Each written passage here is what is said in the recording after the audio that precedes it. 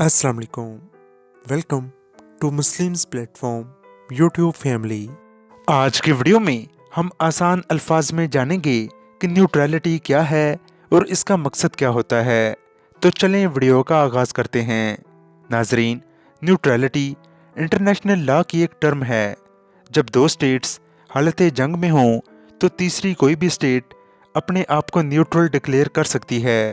इसका मकसद ये होता है कि थर्ड स्टेट खुद जंग में पार्टिसिपेट नहीं करना चाहती और बाकायदा तौर पर अनाउंस करती है कि वो जंग में पार्टिसिपेट नहीं कर रही।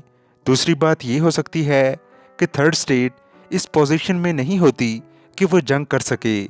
तीसरी बात ये हो सकती है कि थर्ड स्टेट जंग की हौसला शिकनी करती है, यानी वो जंग को नापसंद करती है। और चौथी बात ये हो सकती है कि थर्ड स्टेट अपने आप को सालसी के तौर पर पेश करना चाहती है। नाजरीन, जो स्टेट न्यूट्रल होगी वो उन दोनों स्टेट्स जो जंग की हालत में हैं को किसी किस्म की मिलिट्री सपोर्ट नहीं करती। यही बेसिकली न्यूट्रलिटी है।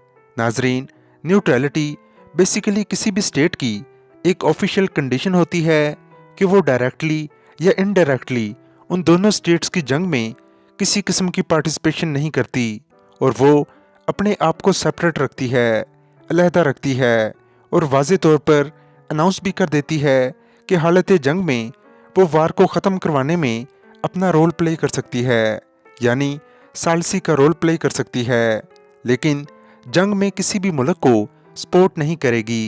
यानी न्यूट्रल स्टेट वो स्टेट होती है जो जंग के अंदर डायरेक्टली या इनडायरेक्टली इन्वॉल्व नहीं होती। That is called neutrality.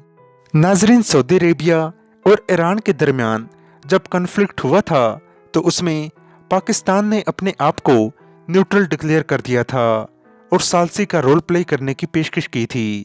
इसके अलावा स्विट्ज़रलैंड ने 1815 में अपने आप को न्यूट्रल डिक्लेयर किया था, जो कि आज तक न्यूट्रल है।